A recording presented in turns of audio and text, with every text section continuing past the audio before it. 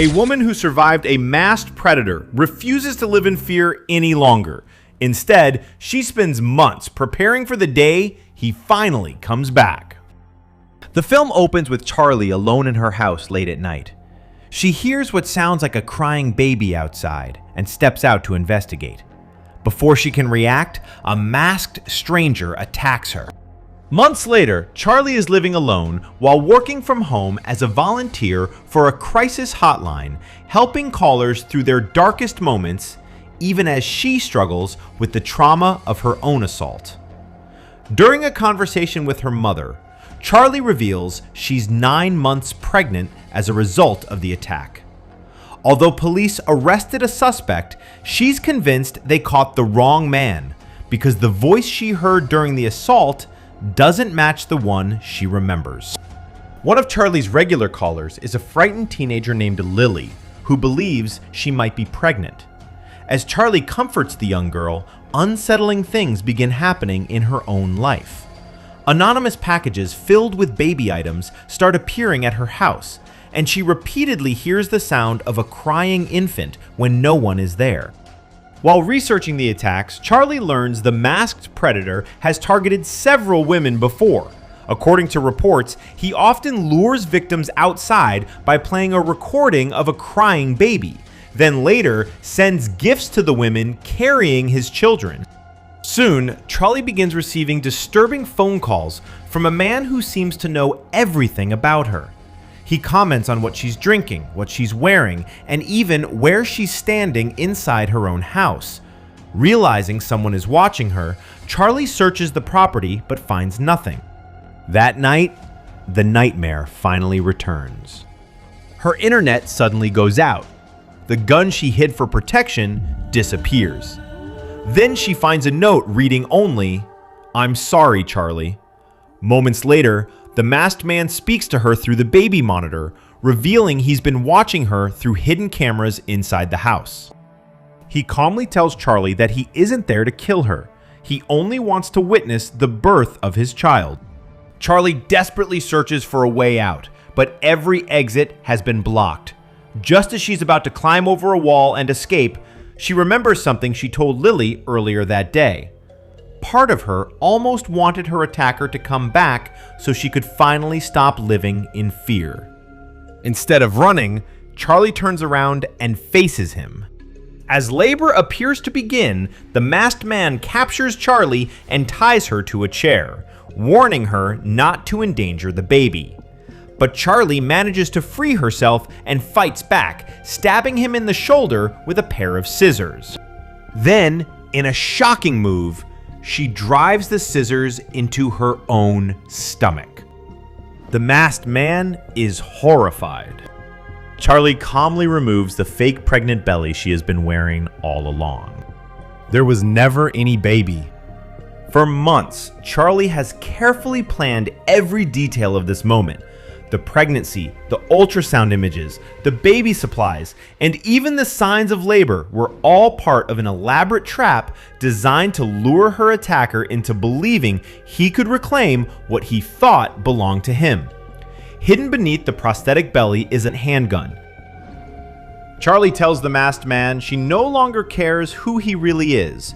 She only cares that he never hurts another woman again. She pulls out the gun and shoots him dead. After calling the police, Charlie quietly returns to her desk and resumes her shift at the crisis hotline, picking up her conversation with Lily as though nothing had happened. What begins as the story of a terrified survivor becomes a story of calculated revenge, proving that sometimes the only way to end a nightmare is to make the monster believe he's still in control until it's far too late. If you've made it this far into the recap, you're clearly someone who likes getting straight to the good stuff without wasting 2 hours. That's exactly who this channel is built for. Subscribing just means you'll never miss a breakdown like this one. All right, back to the movie. A nanny thinks she's finally escaped a predatory employer, only to discover the real monster has been watching her from much closer than she ever imagined. The film opens with a young woman being dragged off the street by a mysterious attacker before vanishing without a trace. The story then introduces Maggie, a caring nanny who has become part of the family she works for. She adores the two kids she looks after, Cohen and Caden, and they love her just as much. Their father, Frederick, appears to be a successful businessman and devoted family man. But behind closed doors, he constantly crosses the line, making unwanted advances toward Maggie.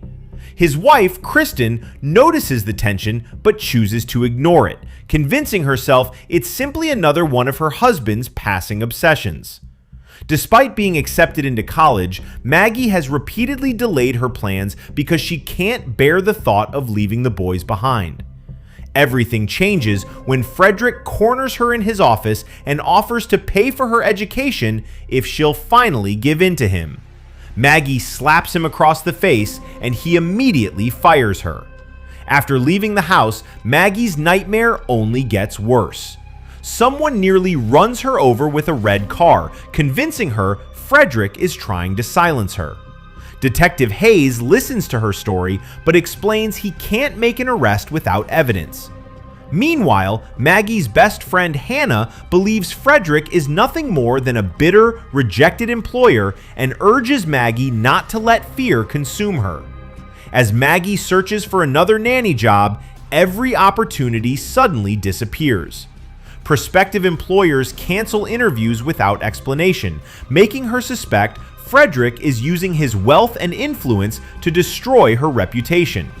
At the same time, detectives discover the body of a young woman named Ashley, who disappeared nearly a year earlier. Their investigation reveals Ashley once worked as the nanny for Frederick's family before vanishing without a trace. The situation becomes even more terrifying when someone repeatedly tries to break into Maggie's motel room at night, while the same mysterious red car keeps appearing wherever she goes. Then, Kristen unexpectedly asks Maggie to watch the children for one final evening while Frederick is supposedly away on business. While alone in the house, Maggie uncovers hidden photographs of herself sleeping, taken without her knowledge. Alarmed, she contacts Detective Hayes, who makes a shocking connection. Ashley also drove a red car before she disappeared, suggesting whoever murdered her has been using it ever since. Trying to uncover the truth herself, Hannah secretly follows Frederick, but someone deliberately runs her down with a car, leaving her critically injured. Convinced he finally has enough evidence, Hayes arrests Frederick and questions him about Ashley's disappearance. But without proof tying him directly to the murder, Frederick is released.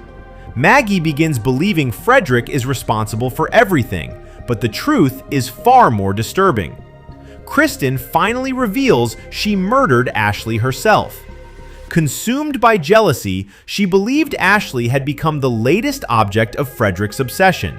She killed her to save her marriage, only to watch Frederick become fixated on Maggie instead. Rather than solving her problem, Ashley's murder only started a cycle she could never control. When Frederick returns home, he confronts Maggie in a violent rage. Before he can kill her, Kristen attacks him, turning on the husband she spent years trying to protect. As the confrontation spirals out of control, Kristen fatally stabs Frederick. Maggie manages to break free and fights back, knocking Kristen unconscious just as Detective Hayes arrives with backup. With Kristen arrested and Frederick dead, the truth about Ashley's disappearance finally comes to light.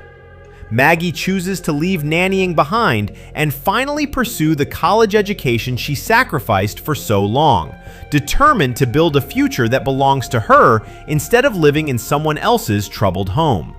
What begins as the story of a dangerous employer ultimately becomes a reminder that the person trying hardest to preserve the appearance of a perfect family may be the one hiding its darkest secrets. A married couple heads to a remote cabin to save their relationship, and both of them are secretly planning to end it permanently. Dan is a once promising film director now stuck shooting phone commercials, married to Lisa, an actress who's never let him forget how far his career has fallen. Struggling with debt and resentment, the couple heads to Dan's family cabin for the weekend, supposedly to reconnect. Along the way, they bicker constantly, and it's clear neither of them is happy. What neither says out loud is that both of them have already decided the other has to go. Dan has quietly stocked chloroform, rope, and a hacksaw, planning to knock Lisa out, drown her in the lake, and make it look like an accident. Lisa, who's been having an affair, has her own plan involving Dan's hunting trip and a staged gun accident. When Lisa catches Dan with the chloroform, she ties him up and forces a confession out of him, revealing she knows exactly what he was planning. It turns out she's been one step ahead the entire time, working with a hired accomplice named Henry, a former classmate of Dan's, splitting a life insurance payout between them. Their competing murder plans spiral into chaos as each tries to outmaneuver the other until they're interrupted by an unexpected complication. Hiding in the attic the entire time are two escaped convicts, Todd and Pete, along with Allegra, the corrections officer who helped them break free and is secretly in a relationship with Pete. When the noise from Dan and Lisa's struggle causes the ceiling to collapse, the three fugitives crash straight into the middle of the couple's murder plot. The convicts take over the cabin, holding Dan and Lisa hostage and demanding money they don't actually have. What follows is a brutal, chaotic fight for survival as the couple is forced to work together against the escaped prisoners, even as they still don't fully trust each other. Dan manages to knock out Todd and free himself, while Lisa cuts herself loose, and the two attempt to escape together, though tensions between them never fully disappear. Violence escalates fast. Todd, despite being repeatedly stabbed, proves nearly impossible to stop, finally going down only after Dan strikes him with a heavy statue.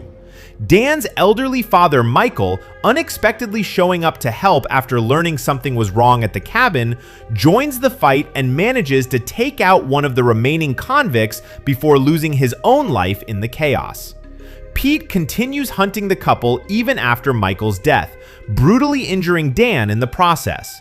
In the final struggle at the lake, Dan and Lisa are forced to fully unite against Pete, using a bag of rocks Dan had originally prepared for Lisa's murder to weigh him down and force him underwater for good. When Dan gets tangled in the rope and nearly goes under with him, Lisa refuses to let him go, pulling him back into the boat and saving his life instead. Having survived the night together, Dan and Lisa realize their murder plots have canceled each other out, and strangely, surviving side by side brings them closer than they've been in years. When police arrive, the couple spins their ordeal into a heroic survival story, becoming national celebrities in the process. In the final scene, their harrowing night together has even become the basis for Dan's big comeback film, with Lisa starring in the lead role, finally giving them both the success they always wanted, just not in the way either of them expected. It is not really a story about a couple trying to murder each other. It is about how resentment left to fester in a relationship can turn into something far more dangerous than either person intended.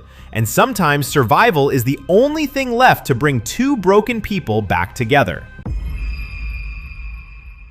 A couple's peaceful road trip turns into a nightmare when a simple detour leads them straight into the hands of a family hiding a horrifying secret. Matt and his pregnant wife Rachel are driving through the countryside when a road closure forces them to take a different route. Distracted while driving, Matt crashes into a fallen tree, leaving their car badly damaged. With no cell phone signal and no help nearby, they decide to walk to a farmhouse they spot in the distance, even though a sign warns them that the land is private. The farm belongs to Bobby and his wife Agnes. At first, Bobby angrily orders them to leave, but when he learns Rachel is pregnant and believes she is carrying a baby boy, his attitude changes completely. He warmly invites them inside, claiming the phone lines are down because of a storm. Agnes also welcomes them after hearing about the unborn child. Although the family seems friendly, Rachel quickly notices strange things. She keeps seeing a mysterious girl in a black dress, but no one else seems to notice her. During dinner, Rachel spots the same girl in a family photo and learns her name is Faith, an adopted daughter who is mysteriously absent. Agnes explains that all of their children are adopted because they were unable to have children of their own. That night, Rachel becomes convinced something is terribly wrong with the family. She also remembers a missing child named Ellie Adams from a news report and realizes the girl she has been seeing looks exactly like her. Rachel suspects Bobby and Agnes are responsible for Ellie's disappearance and insists they leave first thing in the morning. Their escape fails when Bobby and his two adopted sons, Luke and David, ambush them. Matt and Rachel are knocked unconscious. Rachel wakes up chained inside the house while Matt is buried alive in a wooden coffin. Agnes helps Rachel deliver her baby, only to discover the newborn is a girl instead of the boy she expected.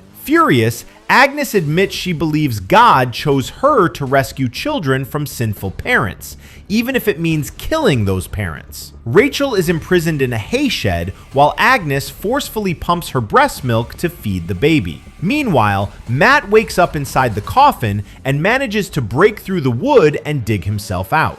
Lost in the wilderness, he eventually reaches two campers, but they mistake him for a crazy man. After taking their clothes, Matt finally finds his way back toward the farm. While Rachel remains trapped, the mysterious girl appears again. She is revealed to be Ellie Adams, or at least the spirit of the murdered girl. Although she says little, she quietly guides Matt back to the farm and later helps Rachel escape her chains. Luke and David decide to assault Rachel so she can give Agnes the grandson she desperately wants. Before they can hurt her, Matt arrives and kills both brothers with a metal pipe. He frees Rachel, but Bobby catches them while holding a rifle. Matt shields Rachel from the gunfire and is badly wounded, allowing Bobby to capture Rachel once again. Rachel later escapes with Ellie's help and sneaks back into the house to rescue her baby. When Bobby discovers her, Rachel tricks him before stabbing him to death. She grabs his phone and finally calls the police. However, Agnes returns armed with a gun, leading to a desperate fight across the farm. Despite being shot several times, Rachel overpowers Agnes and protects her baby until the police arrive. Just when everything seems over, Agnes makes one final attempt to kill Rachel, but the police shoot her before she can fire. As officers search the property, Rachel realizes the girl who helped her escape was never alive. The real Ellie Adams had already been murdered years earlier and buried on the farm under the name Faith. Rachel and her newborn are finally taken to safety while the horrifying truth about the family's crimes is uncovered. A bride who barely survived one deadly wedding night wakes up to find out the game is far from over, and this time, her sister is dragged in too. The film picks up right where the last one ended, with Grace sitting outside a burning mansion in her blood-soaked wedding dress. She's rushed to the hospital, where a detective accuses her of murder and arson. But before he can take her in, he's suddenly killed by a man named Bill Wilkinson, sent to eliminate Grace before the real game even starts. Bill's attempt breaks the rules of a mysterious contract, and he explodes into pieces as punishment. Grace's sister Faith, who she hasn't spoken to in years, learns the shocking truth about Grace's wedding night. How she married into the wealthy Ladomas family, drew a cursed card forcing a deadly game of hide and seek, and somehow survived until dawn. Because she lived, a demonic organization known as the High Council now has an opening at its most powerful seat, and Grace has unknowingly triggered the next round of the game. Both sisters are kidnapped and brought before 4 rival wealthy families, all vying for the same prize, the ring that grants total control as head of the council. Grace is forced to play again, this time with Faith's life on the line too. hunted across the estate by killers from each family competing for the throne. As the hunt begins, the sisters fight for survival together, dodging gunfire, explosions, and repeated attacks from family members determined to win. Along the way, alliances shift constantly. One family member, Chen Sing, tries offering Grace a way out through marriage to her son, promising safety and control. But Grace refuses, unwilling to become part of the cult no matter the terms. The body count rises fast. One of the hunters is boiled alive after the sisters trap him in an industrial washing machine. Another family member kills a rival in a moment of desperation, unknowingly breaking the sacred rule against council members killing each other, dooming his entire bloodline in an instant. Family after family is picked apart by the very rules meant to protect them. Eventually, cornered and desperate to save her sister's life, Grace strikes a deal, agreeing to marry Titus Danforth, whose family would gain control of the council if the wedding succeeds. The ceremony goes forward, blood contracts are signed, and Titus is granted the ring and the high seat everyone has been fighting and dying for. But just as the celebration begins, Grace turns the tables completely. She stabs Titus repeatedly with a pen, killing him and taking the ring for herself. With total control finally in her hands, Grace makes one final decision. She refuses the throne entirely, throwing the ring into a pit and triggering complete chaos as every remaining family member turns violently on each other in a desperate scramble to claim it before dawn. When sunrise comes and the ring remains unclaimed, the demonic entity behind it all delivers its punishment, and every remaining family member is destroyed.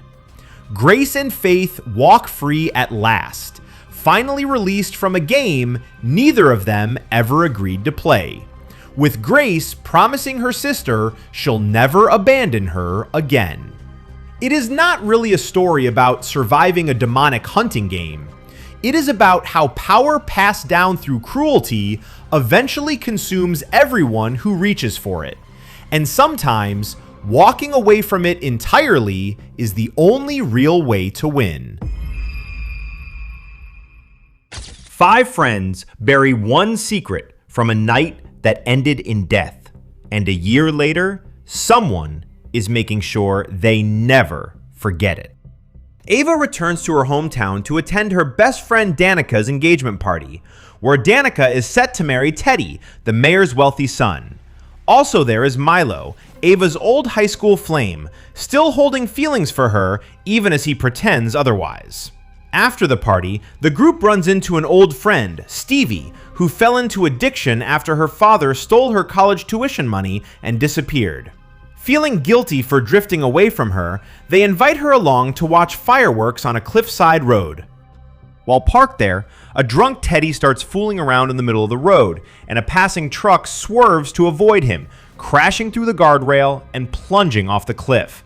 The driver dies instantly. Panicked and unwilling to face the consequences, the group agrees to cover it up, with Teddy's powerful father Grant promising to make the accident disappear. They all swear to keep the secret forever. A year later, Ava returns home again, this time for Danica's new engagement party, to a different fiancé, Wyatt, since she and Teddy have since broken up. During the celebration, Danica receives an anonymous note. "I know what you did last summer." Terrified, the friends suspect Teddy at first, but he denies any involvement. That same night, a masked killer in a hooded coat brutally kills Wyatt in the garden, leaving a chilling message written in his blood. One by one, the group is stalked and hunted. A true crime podcaster named Taylor, investigating an old massacre from 1997 connected to the town, is killed after helping Ava dig for answers. The group learns the original killer was known as the Hunter, and that a woman named Julie is the only known survivor from decades earlier. As the body count rises, Milo is murdered too, strangled and left in his car with a text sent to Ava to cover the killer's tracks. Following clues, the friends discover the driver who died in the crash, Sam, had a hidden connection to the town's local priest, Gil, and to Stevie herself, something none of them suspected. Grant and Teddy are both killed next, their bodies displayed grotesquely for the whole town to see. Fleeing what feels like a coordinated massacre, Ava, Danica, and Stevie escape by boat, believing they've finally gotten away. That's when the truth comes out. Stevie rips off the killer's mask herself. She was behind it all along. Sam wasn't just the man who died in the accident, he was the person who loved and supported her when everyone else abandoned her. And his death sent her into a rage that never faded. She admits she enjoyed destroying the lives of the people who took him from her, and she isn't finished yet.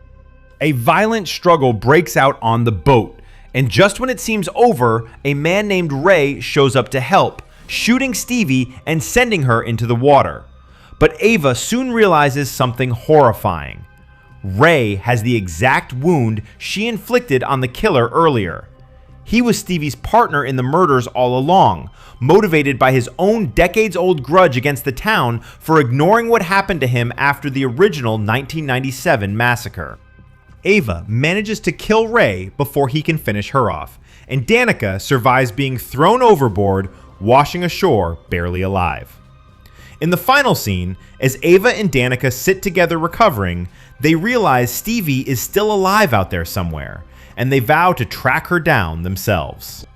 It is not really a story about a killer seeking revenge. It is about how guilt, buried instead of confronted, doesn't disappear. It just waits for the right moment to come back and collect what's owed.